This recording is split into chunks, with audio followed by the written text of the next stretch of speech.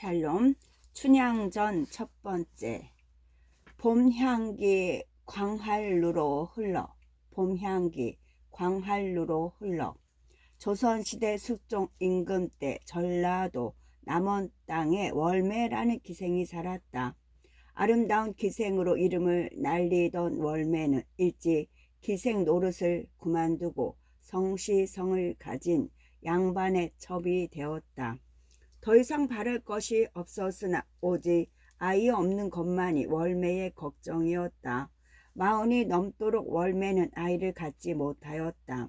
어느 날 꿈속에서 복숭아꽃과 백꽃을 양손에 들고 하늘에서 내려온 선녀가 월매에게 복숭아꽃을 건네주며 말하였다. 이 꽃을 잘 가꾸어 백꽃과 접붙이면 좋은 일이 있을 것이다. 나는 백꽃을 전할 때가 있어 그만 간다.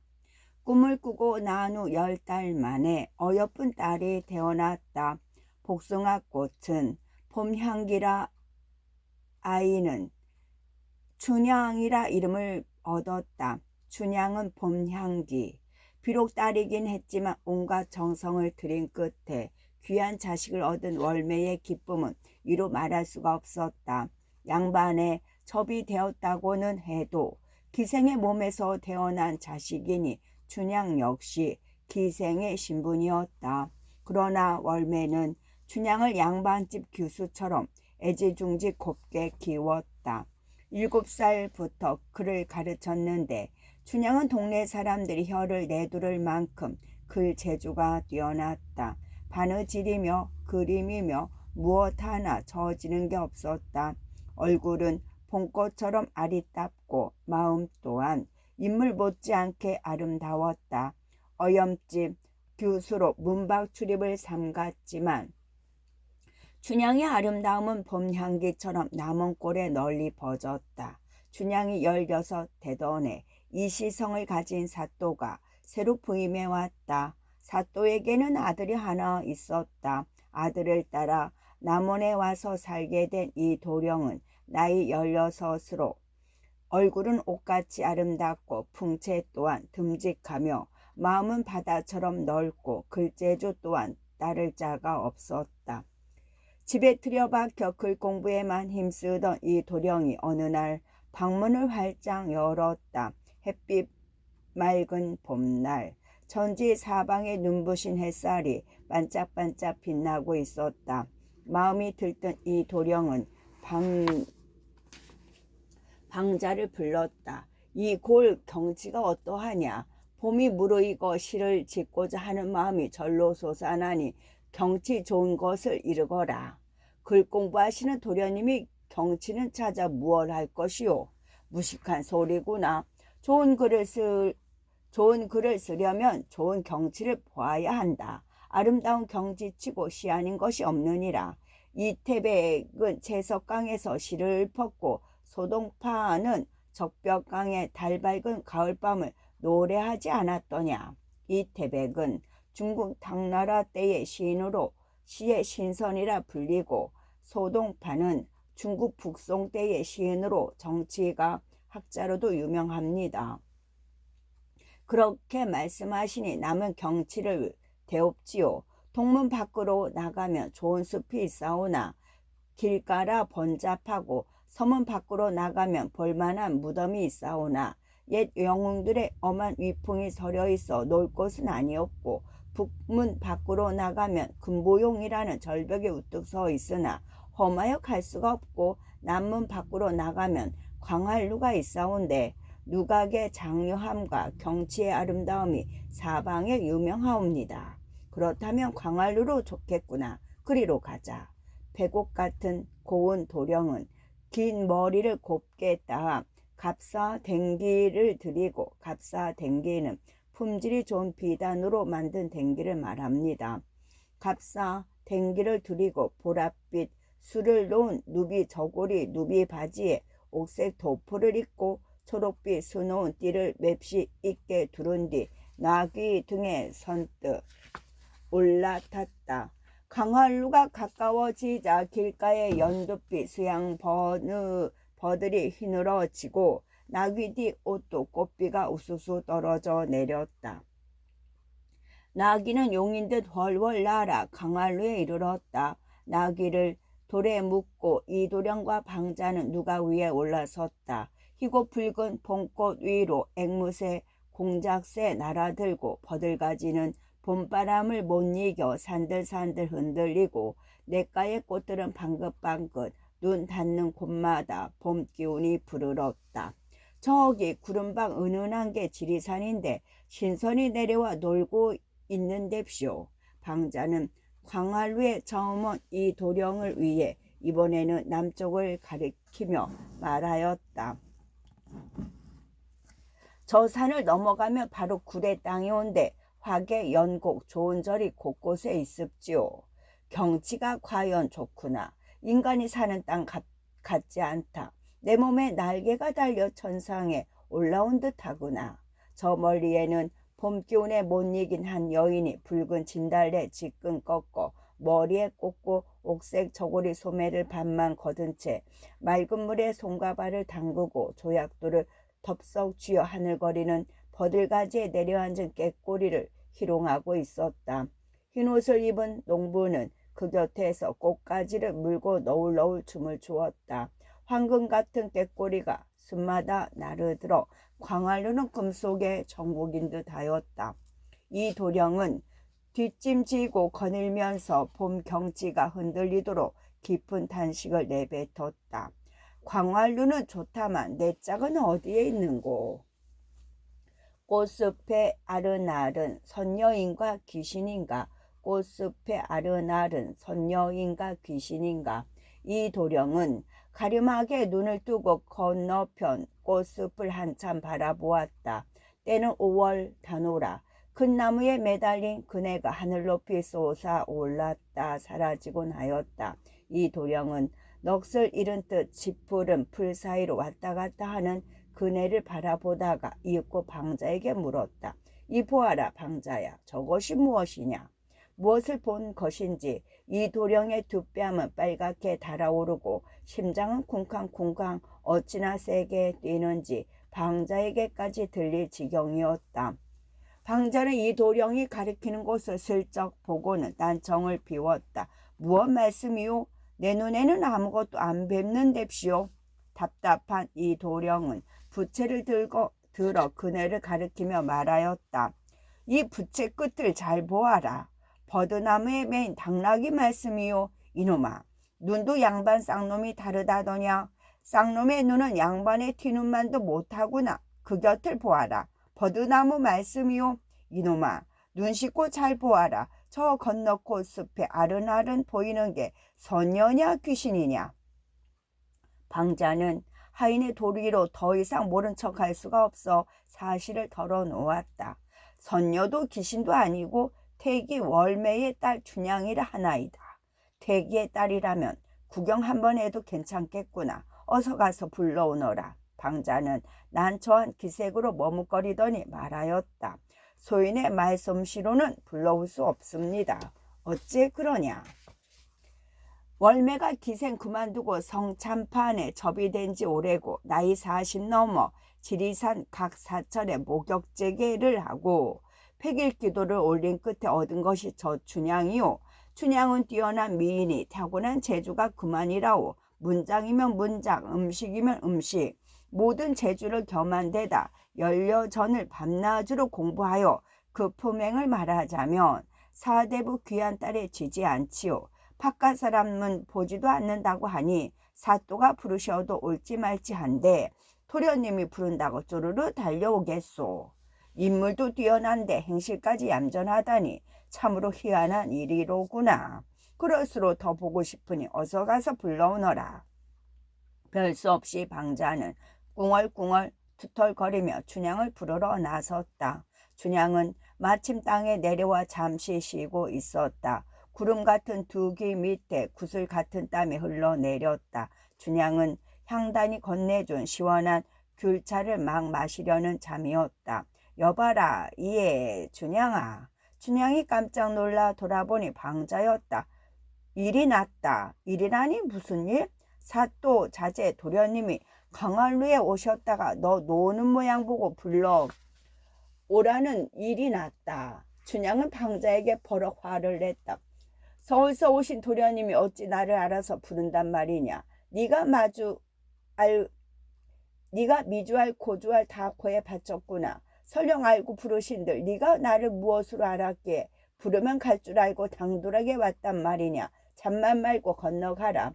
춘향이 한마디로 거절하자 심술이 난 방자는 공연히 트집을 잡았다. 소문에 듣자 하니 춘향은 규중에 들어앉아 공부만 한다더니 글공부는 왜 글공부? 아리따운 계집애가 머리에 자르르 기름 바르고 얼굴에는 분 바르고 푸른 저고리 붉은 치마 곱게 입고 그네줄에 올라타서 제비같이 몸을 차고 나비같이 날개 벌려 하늘을 날아다니면 붉은 치마 팔랑팔랑 어느 남자인들 혹하지 않겠느냐. 그러니 잠만 말고 같이 가자. 네 말이 오르나 오늘은 5월 단오라. 그네 뛰는 네가 어디 나뿐이더냐. 다른 집 처녀들도 얘 와서 함께 그네를 뛰었다. 못 들은 것으로 할 테니 그만 가거라. 나는 못 간다. 어찌하여 양반이 부르는데 못 간다는 게냐. 네 도련님만 양반이고 나는 양반 아니냐. 너는 양반이로되 기생의 딸이니 절름발이 양반이지. 어서 바삐 건너가자. 못 간다. 양반 때 도련님이 글공부는 아니하고 신선노름이나 한다더냐. 신선노름 하려거든 곱게 할 것이지 남의 집 여자 보고 오라가라 하면 더더욱 당치 않다. 게다가 여인집 여자의 도리로 남자의 전가를 듣고 어찌 따라가겠느냐. 춘향은 해당과 그늘 속으로 들어가 버렸다. 할 수 없이 혼자 터널터널 돌아온 방자는 사실대로 이 도령에게 일렀다. 기특한 사람이구나. 말인즉슨 구구절조 옳다마는 내 춘향을 가벼이 여겨보자는 것이 아니니 다시 일러라. 방자가 정가를 받들어 꽃숲으로 갔으나 춘향은 이미 집으로 돌아간 뒤였다. 가고 없는 뎁시오. 방자가 다시 돌아와 아뢰었다. 이놈아, 춘향을 불러오라 하였지 쫓고 오라 하였더냐. 그럼 집으로 가보아라. 월매와 마주 앉아 점심을 먹던 춘향은 불쑥 들어서는 방자를 보며 눈을 흘겼다. 너 왜 또 왔느냐. 도련님이 다시 정가를 하라신다. 내가 너를 기생으로 알아서가 아니라 그를 잘한다기에 정하노라. 어염집 처자를 정하는 것이 예절에 어긋나는 일이기는 하나 허물을 탓하지 말고 한번 다녀가라 하신다. 그렇게까지 말을 하니 춘향의 마음도 살풋 움직여 가볼 마음이 났다. 그러나 어머니의 뜻을 몰라 대답하지 못하였다. 월매는 뭔가 곰곰 생각하는 눈치더니 입고 무릎을 치며 말하였다. 꿈이라는 게 다 헛것은 아니구나. 간밤 꿈에 난데없는 청룡이 보여 무슨 좋은 일이 있으려나 했더니만 사또 자제 이름이 몽룡이라고 꿈몽자에다 용룡자 참으로 신통하게 맞아 떨어지는구나. 그나저나 양반이 부르는데 아니 갈 수 있겠느냐. 잠깐 다녀오너라. 춘향은 못 이기는 채 일어나 양지발은 봄마당의 씨암탉처럼 자태도 아름답게 광활루로 건너갔다. 난간에 기대 서 있던 이 도령이 가만 보니 춘향의 자태가 이 세상 사람이 아닌 듯하였다. 푸른 강 위로 날아오르는 한 마리 학이 겨울달에 비치는 듯 별과도 같고 옷과도 같았다. 천천히 누각에 오른 춘향은 부끄러워 저만치 비껴서 있었다.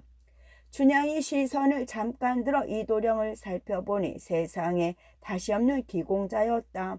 이마가 높아 일찍 성공할 것이요 충신이 될 관상이라 마음이 흡족해진 춘향은 부끄러이 고개를 숙였다. 네 성은 무엇이며 나이는 몇 살이냐. 성은 성가이 없고 나이는 16입니다. 허허, 그 말 반갑도다. 내 나이도 16 전생 영분이로구나. 너희 부모는 생존에 계시느냐? 어머니만 계십니다. 형제는 몇이냐? 무남 동료 나 하나요. 귀하디 귀한 딸이로구나. 하늘의 인연으로 우리 둘이 만났으니 행복하게 잘 살아보자꾸나. 그제야 춘향은 고개를 들어 이 도령을 똑바로 쳐다보며 옷쟁반에 굿을 구르듯 도르르 야무지게 대꾸하였다. 중시는 두 임금을 섬기지 않고 연료는 두 남편을 섬기지 않는다 하였소. 도련님은 귀공자요 나는 천한첩의 자식이라 후일다를 버리시면 일편단심 이내 마음 어찌할 것이요. 그러니 다시는 그런 말씀 마시오. 네가 언제 너를 버린다더냐. 백년 가약을 맺고 내 아내로 삼을 것이다. 네 집이 어디냐. 방자더러 물으시오. 춘향은 새초롬하게 톡 쏘아 붙이며 시선을 돌렸다. 이 도령은 허허 웃고는 방자에게 물었다. 춘향의 집을 일러라. 저기 저 건너숲 울창하고 나뭇가지마다 어여쁜 새들 내려앉은 곳이 춘향의 집이요. 푸른 소나무와 대나무가 울창한 걸 보니 연료가 날 집이로구나. 춘향은 얼굴이 발그레 달아올라 고개를 외롭고며 말하였다. 사람들이 무엇라 할지 모르니 그만 놀고 가겠습니다. 그렇지.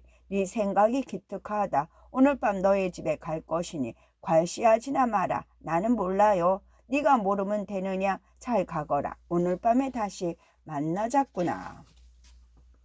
봄도 깊고 사랑도 깊고 봄도 깊고 사랑도 깊고.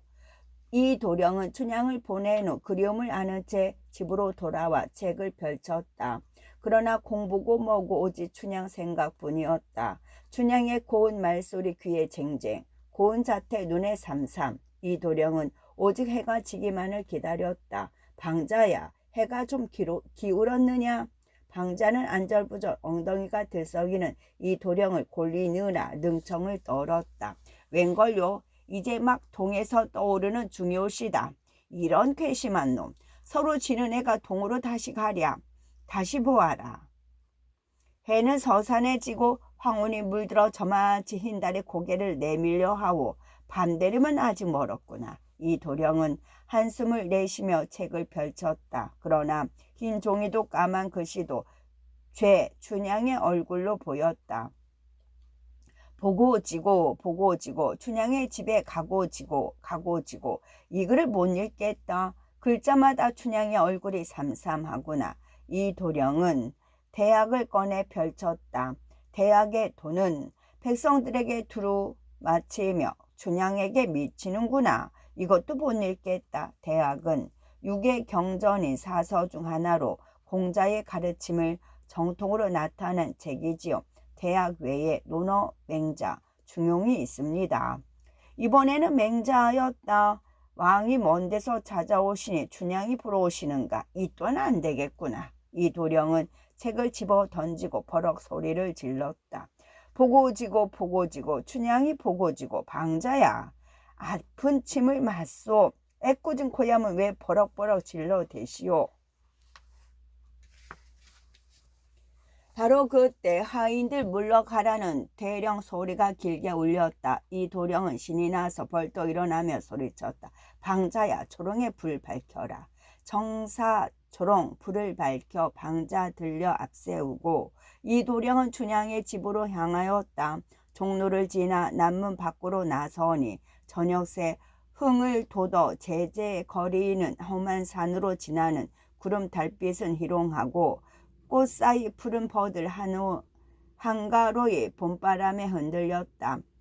춘향집에 도착하니 밤이 깊어 사람의 자취 없고 연못의 금붕어는 임을 보고 반기는 듯 달빛 아래 두루미는 흥에 겨워 짝을 불렀다. 방자는 개가 짖을까 조심조심 춘향의 방으로 다가가 영창 밑에서 목소리를 낮춰 소근거렸다. 영창은 방을 밝게 하기 위하여 방과 마루 사이에 낸 두 쪽의 미닫이입니다. 이야, 춘향아, 잠들었느냐? 잠자리에 누웠던 춘향이 깜짝 놀라 벌떡 일어났다. 이 시간에 네가 어찌 왔느냐? 도련님이 와 계시다. 춘향은 가슴이 두근두근 얼굴이 발긋하여 문을 열고 나오더니 건너 방에 가서 어머니를 깨웠다. 춘향은 엉겁길에 도련님이 방자 모시고 오셨다오 하였다가 이내 고개를 살래살래 저며 다시 말하였다. 아니, 방자가 도련님 모시고 왔다오. 월매는 방문을 벌컥 열고는 방자에게 물었다. 누가 왔다고? 사또자제 도련님이 오셨다오. 예, 춘향아, 너는 얼른 초당에 가서 불을 밝히고 기다려라. 조당은 집터에서 따로 떨어진 곳에 억새나 집 따위로 지붕을 인 조그만 집체를 말합니다. 월매가 황망히 방을 나오는데 황망이는 마음이 몹시 급하여 당황하고 허둥지둥함을 말하지요. 황망히 방을 나오는데 사람은 주로 외가를 닮았다더니 춘향이 그 어머니를 쏙 빼닮은 모양이었다. 나이 50을 넘었으나 단정한 모양이 여전히 아름다웠다. 월매는 수줍은 듯 점잖게 발을 놀려 방자 뒤를 따랐다. 도련님 어서 오시오. 이 도령이 한박 웃는 얼굴로 월매를 반겼다. 춘향이 어미라지 그래 평안한가? 네, 겨우 지내옵니다. 월매는 대문 중문 다 지나지만 깊숙이 자리 잡은 조당으로 이 도령을 안내하였다. 연못가에 두루미 사람을 보고 놀라 두 날개를 펼치곤 긴 다리로 징검징검 까르륵 까르륵 소리내며 개수나무 아래 삽살개는 컹컹 짖었다. 이 도령이 조당에 다다르자 그제야 춘향이 문을 열고 나타났다. 춘향은 부끄러워 고개를 숙인 채 땅으로 내려섰다. 그 모습이 꿈속의 선녀인 듯 황홀하였다. 이 도령은 월매의 안내를 받아 초당에 올랐다. 찻상을 앞에 두고 마주 앉은 이 도령과 춘향은 어색하고 쑥스러워 딴청만 피웠다. 춘향집을 구경 온 것도 아닌데 이 도령은 진땀을 흘리며 둘레둘레 방 안이나 둘러보았다. 젊은 남녀가 꿀먹은 벙아리 모양 입 다물고 있자 눈치 빠른 월매가 나섰다. 귀하신 도련님이 누추한 곳을 찾아주시니 황공합니다. 기다렸다는 듯이 이 도령의 말문이 튀었다. 황공할 게 무언가. 우연히 광활루에서 춘향을 잠깐 보고 내 마음이 움직였네. 자네 딸 춘향과 백년 가약을 맺고자 하는데 자네 마음은 어떤가? 말씀은 항송하오나 들어보시오. 성참판 영감이 남원에 머물러 계실 때 수청을 들라 하옵기로 명령을 어길 수 없어 모신 지 3년 만에 춘향을 얻었소이다. 성참반 영감이 젖줄 떨어지면 저것을 데려간다 하시더니 그 양반이 불행하여 그만 세상을 떠나셨소. 아비도 없는 기생딸이라고 세상 사람이 무시할까봐 내가 저것을 일부러 양반때 귀한 기수보다 더 참하게 키웠다오. 7살부터 글을 익혔는데 시가 있는 자식이라 그런지 모르는 게 없고 행실도 단정하니 누가 기생의 딸이라 하겠소. 도련님이 젊은 혈기에 춘향과 잠시 놀고 싶으신 모양인데 쓸데없는 말씀 마시옵소서. 자네가 지금 나를 못 믿겠다는 것인가? 혼례는 못 올릴망정 양반의 자식이 한 입으로 두 말 할까? 내 언제 춘향과 놀고 싶다 했나? 100년 가약 맺고 평생 함께 살자 하였지. 내 말 좀 들으시오. 내 딸 마음 내가 잘 아는데 저것이 어려서부터 마음 굳기가 보통이 아니라 하는 말이오. 내 딸이 일부 종사하기로 하면 금은 보화를 산더미처럼 준다 해도 그 마음 변치 않을 것이오. 그런데 도련님이 부모 몰래 깊은 정을 맺었다가 나중에 버리시면 귀하디 귀한 내 딸 신세 어찌 되겠소. 그러니 헛된 말 하시지 말고 오늘 밤 얘기나 하다 가시구려. 그런 염려하지 말게. 내 비록 춘향을 잠깐 보았으나 높은 절개 알만하고 딸 자식 염려하는 자네 마음도 알만하네. 그러나 대장부의 마음이 그리 가볍던가. 내 마음도 춘향 절개 못지않으니 염려 말고 허락해 주게. 월매는 어젯밤의 꿈을 떠올렸다. 꿈에 본 정령이 꼭 이 도령인 것만 같았다. 그렇다면 춘향과 이 도령의 인연이 사람 힘으로 끊을 수 없는 운명 아닌가. 월매는 곰곰 생각하였다. 월매가 말이 없자 이 도령이 말하였다. 부모의 허락이 없이 혼례는 올릴 수 없으나 사주 단자 검하여 내 증서를 써주겠네. 이 도령은 먹을 가라 급히 몇 자 적었다. 하늘과 땅 달과 별을 증인으로 하여 나 이 몽룡은 남원골 절세빈 춘향과 100년 가약을 맺노라. 월매는 별수 없이 고개를 끄덕였다. 장수가 있으니 용맹한 말이 있고 춘향이 있으니 이 도령이 있나 보오. 두 사람은 아무래도 하늘이 내련 인연인 듯하니 이제 도령은 내 사위로 알겠소. 솜씨 좋은 월매는 폴폴 뛰는 숭어찜, 포로록 나는 메추리 당에 생률, 잣, 호도, 대추, 석류 곁들이고 문어, 전복, 백자 접시에 담아놓고 향단을 급히 보내 약주받아 상을 드렸다. 밤중이라 상이 조촐하고 내 허물이니 용서하고 술이나 많이 잡수시오. 용서라니 무슨 말이오.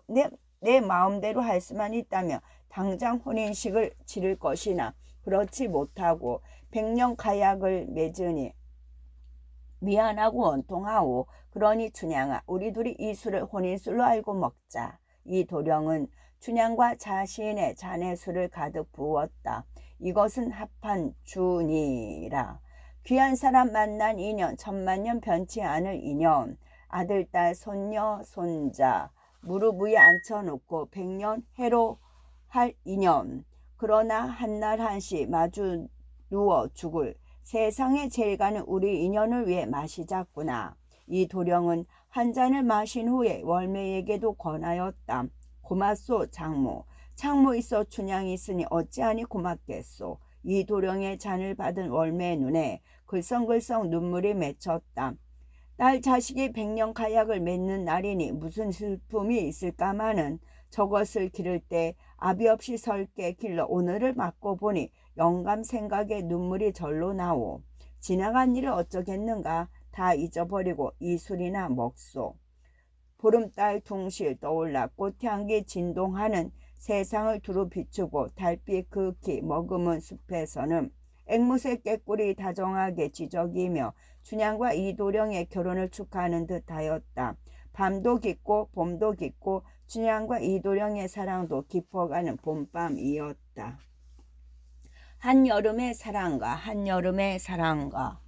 날만 새면 이도령은 춘향의 집을 찾았다. 부끄러워 얼굴만 붓기던 춘향도 시간이 흐르자 살풋살풋 웃음을 보이고 말문도 제법 튀었다. 며칠 지나지 않아 두 사람은 잠시도 떨어질 수 없는 사이가 되었다. 5월 단후 지나서 하루가 다르게 볕이 뜨거워지고 초록이 나날이 짙어가듯 두 사람의 사랑도 나날이 무르익었다. 두 사람의 노는 모양이 어찌나 정답던지 보는 사람의 얼굴에도 절로 웃음이 번질 지경이었다. 어느 날 벙글벙글 미소를 머금은 채 춘향을 바라보던 이 도령이 솟구치는 사랑을 참지 못해 노래를 불렀는데 이것을 사랑가라 하였다. 사랑 사랑 내 사랑이여 어화둥둥 내 사랑아 어화둥둥 내 사랑 이로구나. 여봐라 춘향아 이리 가거라 뒤태를 보자 이리 오너라 앞태를 보자 빵꾸 듣고 아장아장 걸어라 걷는 태를 보자. 너와 나와 만난 사랑 허물없는 부부사랑 모란꽃같이 펑퍼지고 고운 사랑 연평바다 그물같이 얽히고 맺힌 사랑 푸른 강의 원앙새처럼 마주둥실 떠도는 사랑 네가 모두 사랑이로구나. 어화둥둥 내 사랑아. 이 도령은 흥에 겨워 노래를 계속하였다. 어화둥둥 내 사랑아 너 죽어도 나 못 살고 나 죽어도 너 못 산다. 어화둥둥 내 사랑아 우리 둘이 사랑하다 한번 하차 죽게 되면 후생 기약 서로 하자. 너는 죽어 무엇이 되며 나는 죽어 무엇이 되리. 너는 죽어 물이 되되 천상의 은하수 지상의 큰 바다 다 버리고 7년 가뭄 마르지 않은 작은 샘물이 되고 나는 죽어 새가 되되 청초 황조 앵무 공작 다 버리고 원앙조라는 새가 되어 녹수의 백로처럼 떠놀거든 나인 줄 알려무나. 사랑 사랑 내 사랑이야 나 그것 아니 될라요. 그럼 너 죽어 될 거 있다. 너는 죽어 꽃이 되되 복숭아 황국 백곡 다 버리고 모란꽃 되고 나는 죽어 나비 되어 2, 3월 춘풍에 네 꽃송이 내가 앉아 바람 불어 꽃송이 노는 대로 너울너울 놀게 되면 나인 줄 알려무나. 어와둥둥 내 사랑이야. 실소 그것도 아니 될라옴. 그럼 너는 죽어 인경이 되되 경주 인경도 되라 말로고 전주 인경도 되라 말로 장안 종로 인경되고 나는 죽어 인경망치되어 다른 사람들 듣기에는 인경 소리로만 알아도 우리 속에서는 춘향댕 도령님댕 만나보자꾸나. 사랑 사랑 내 사랑이야. 그런 잡담 그만하시오. 춘향이 방긋 웃었다. 그러자 이 도령은 널찍한 등을 춘향 앞에 들이댔다. 춘향아 이리 업히거라. 춘향의 얼굴이 빨갛게 달아올랐다. 이야 춘향아 부끄럽긴 뭐가 그리 부끄러우냐. 낭군 등에 업히는 것인데 네가 하도 어여뻐 한번 업어보고 싶구나. 춘향은 못 이기는 척 이 도령의 등에 업혔다. 내 등에 업혀니 마음이 어떠냐. 좋아요. 나도 좋다. 이렇게 어여쁜 걸 보니 네가 필시 금이로구나. 금이라니 당치 않소. 그러면 옥이냐. 옥이라니 당치 않소. 그러면 네가 무엇이냐. 해당화냐. 해당화라니 당치 않소. 명사심리 아닌데 해당화가 되오리까. 네가 그러면 무엇이냐. 날 호리는 여우로구나. 네 어머니 너를 낳아서 곱디곱게 길러내어 나를 호리라고 하였더냐. 사랑 사랑 내 사랑아. 춘향아 내가 너를 업었으니 이제 네가 나를 업어보아라. 에구 도련님은 기운이 세어서 나를 업었지만 나는 기운이 없어서 못 업겠소. 못 업기는 내 발이 땅에 닿게 살풋 업으면 될 거 아니냐. 이 도령은 춘향을 뒤에서 와라 끌어안고 반쯤 엎인 채 이리저리 방안을 거닐었다. 방 안에서는 종일토록 춘향과 이도령의 웃음소리가 끊이지 않았다. 시간이 화살처럼 내달려 어느덧 야속한 해가 서산에 걸리었다. 산 그림자 우란으로 사박사박 기어들도록 춘향과 이도령은 마주 잡은 두 손을 놓지 못했다. 도련님 이러다 아버님께 들키라도 하면 어쩌시려오. 오늘 밤 날이오. 내일도 있으니 빨리 갑시다. 애가 탄 방자가 몇 차례 독촉을 한 후에야 이 도령은 춘향의 손을 놓았다. 낮은 빠르건만 밤은 길기만 하였다. 춘향 얼굴 눈앞에 심심하여 잠을 청해도 오지 않고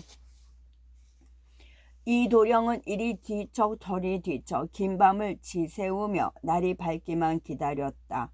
영원처럼 긴 밤이 지나 먼통이 더우면 이 도령의 얼굴에는 환한 빛이 떠올랐다. 이 도령의 마음은 벌써 광활루를 지나 춘향의 집으로 달리고 있었다.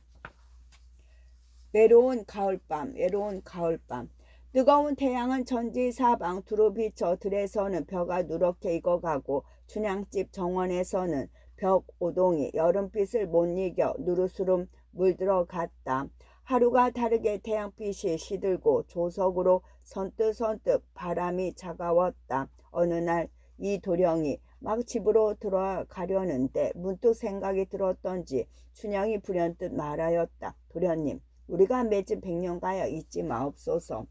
이 도령은 불안해하는 춘향의 손을 덥석 잡았다. 그 무슨 소리냐. 내 너를 이렇듯 사랑하는데 이별이라니. 그런 쓸데없는 걱정으로 고운 얼굴 찌푸리지 마라.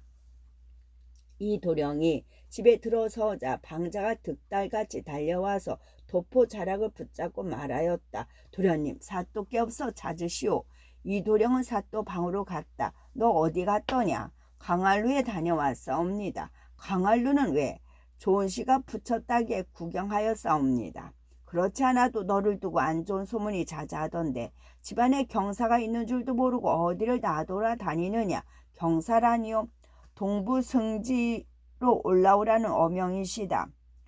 동부승지로 임명하니 한양으로 올라오라는 어명이시다. 나는 바로 올라갈 테니 너는 어머니 모시고 내일 올라오너라.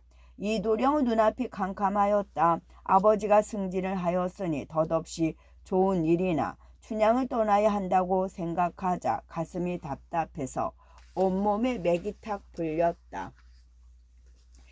간장이 녹는 듯 두 눈에 더운 눈물이 울컥 쏟아 눈물이 적시었다. 너 왜 우느냐. 남원에서 평생 살 줄 알았더냐.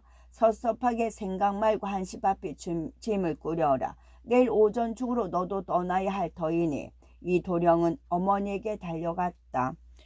아버지에게는 차마 입이 떨어지질 않아 춘향의 이야기를 구하지 못하였으나 어머니에게는 매달려 볼 작정이었다. 어머니 제발 저 좀 살려주세요.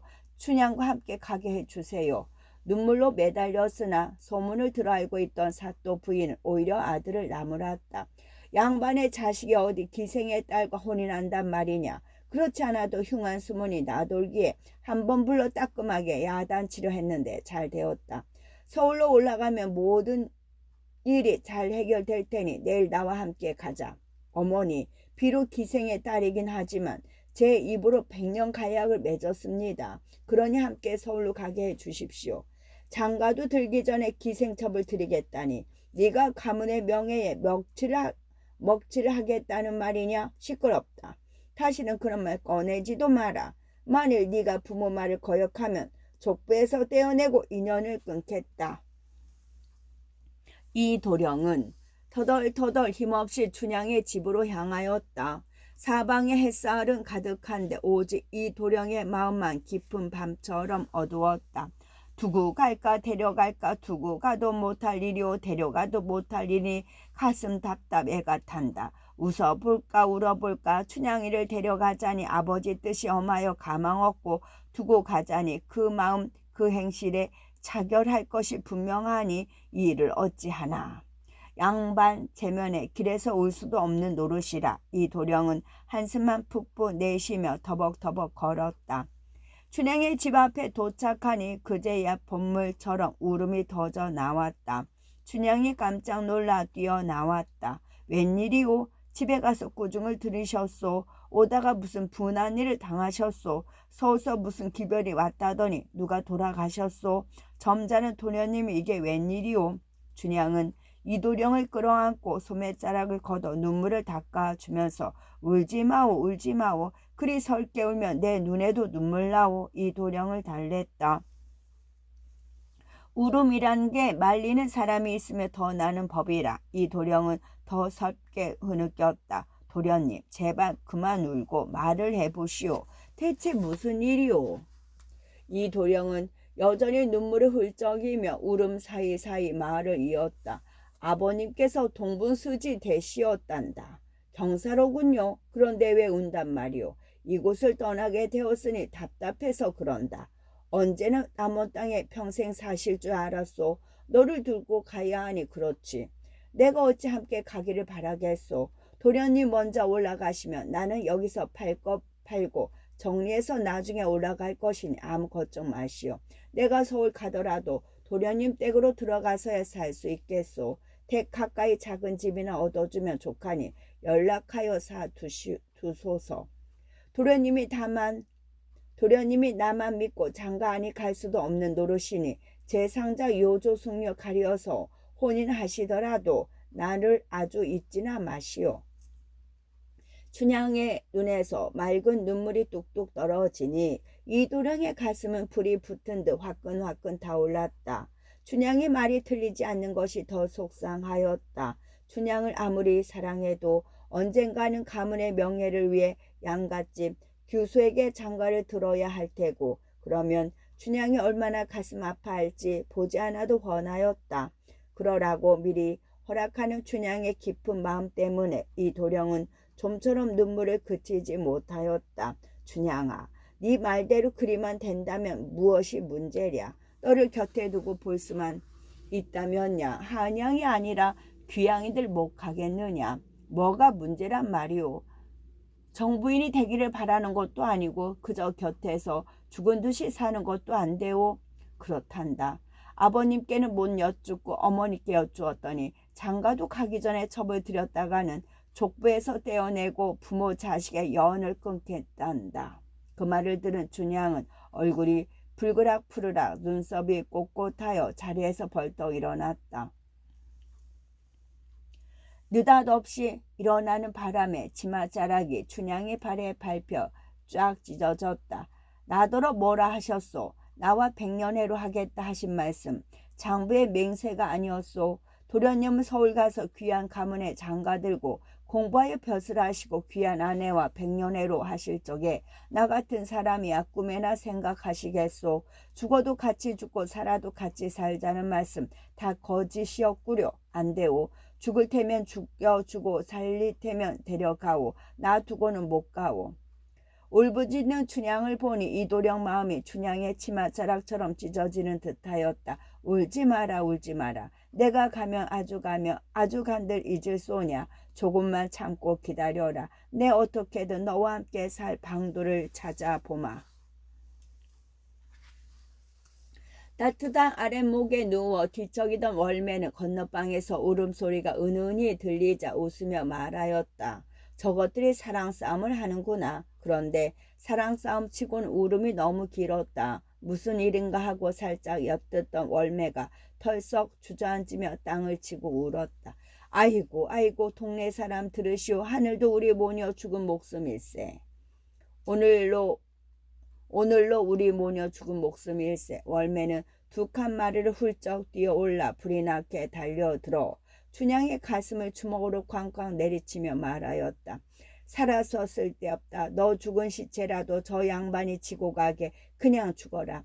저 양반 올라가면 네 간장을 녹일 테냐. 양반이고 뭐고 다 소용없다. 처지 비슷한 사람 만나 한평생 마음평게 살랬더니 양반은 무슨 양반, 100년 가량 맺는다고 서약서까지 써주고는 제 맹세에 헌시짝처럼 내던지는 양반. 월매는 이도령 앞으로 바싹 당겨 앉아 조곤조곤 따져 들었다. 내 딸 춘향을 버리고 간다니 무슨 죄로 그러시오. 춘향이 도련님 모신 지 1년 가까이 되었으나 행실이 잘못되었소. 예절이 잘못되었소. 군자는 질거 지약이 아니면 숙녀를 버리는 법이 없거늘 어찌 우리 딸을 버린다 하오. 이보 장모, 내가 언제 춘향을 버린다 하였나. 그럼 데려갈 거란 말이오. 어떻게 데려간단 말이오. 안 그래도 내가 생각을 해봤네. 어머니 가마 앞에 신주 모시는 가마가 앞장설 걸세. 신주는 꺼내서 내 소매 속에 놓고 대신 춘향을 가마 속에 태워가면 안 되겠나. 춘향은 그 말을 듣고 이도령을 물끄러미 바라보았다. 샘물처럼 솟구치던 눈물이 차츰 찾아 들었다. 어머님, 도련님 너무 조르지 마오. 양반의 체면으로 오죽 답답하면 저런 말씀하시겠소. 우리 모녀 신세가 도련님 손에 달렸으니 알아서 하라 당부나 하시오. 이번은 아마도 이별밖에 수가 없는 것 같소. 이왕에 이별할 바에는 가시는 도련님을 뭘 하러 조르겠소. 어머니는 그만 건너가시오. 어머니를 보내고 가만히 앉아있던 춘향의 눈에서 또다시 굵은 눈물이 뚝뚝 떨어졌다. 전리길에 나버리고 가시는 도련님 마음은 또 어떠겠소. 먼 여행길에 병이 날까 염려되오니 내 생각하지 말고 안녕히 가시오. 도련님은 올라가면 나 같은 것이야 금세 잊을 테고 이 또한 내 팔자니 죽어볼까 살아볼까 어찌하리 내 신세를 어찌하리. 설 깨우는 춘향을 바라보는 이도령 눈에도 눈물이 그렁그렁 맺혔다. 이도령은 춘향을 덜썩 끌어안으며 말하였다. 타양 천리 먼 길에 너를 두고 내가 간후 한양 넓은 곳에 절세 미인 많다 해도 어찌 너를 잊겠느냐. 울지 마라 울지 마라. 아니 갈 수는 없으니 잠깐 다녀오마. 얼굴 좀 봅시다. 언제 다시 만날련지 도련님 얼굴 좀 봅시다. 춘향과 이도령은 서로의 얼굴을 지그시 바라보며 눈물바람으로 이별을 하였다. 그때 방자가 헐레벌떡 달려왔다. 도련님 어서 가십시다. 많이 깨없어 찾으십니다. 떠날 준비 안 하고 어딜 가셨냐고 불호령이십니다요. 이도령은 방자가 끌고 온말 위에 올라탔다. 말은 어서 가자고 내 발굽을 요동치는데 춘향은 이도령의 바지가랑이를 붙들며 이제 가면 언제 또 보고 가지 마소 나를 두고 가지 마소 소리치다 그만 혼절하고 말았다. 갈 길이 아무리 급한들 정신을 잃은 춘향을 두고 갈 수는 없는 노릇이었다. 춘향이 깨어나자 이도령은 두 손을 꼭 움켜쥐며 말하였다. 춘향아 왜 이러느냐. 나를 영영 안 보려느냐. 이별하면 다시 떠날 날이 있을 것이니 울지 말고 잘 있거라. 곧 장원급자여 너를 데려갈 테니 울지 말고 잘 있거라. 이도령은 주머니에서 거울을 꺼내 춘향에게 주었다. 장부의 밝은 마음 거울빛과 같으니 천만 년이 지나간들 변할 리가 있겠느냐. 이 거울처럼 널 생각하고 있다가 상황 급자여 다시 찾으마. 거울을 받아든 춘향은 손에 낀 반지를 빼어 이 도령에게 건넸다. 도련님, 한양 가시는 길에 나무가 푸르거든 멀리 떨어진 나를 생각하시고 가는 비에 흩날리거든 맞지 말고 피하시고 날 저물면 일찍 들어가 주무시고 아침에는 늦음하게 출발하시며 부디부디 조심하여 가시옵소서.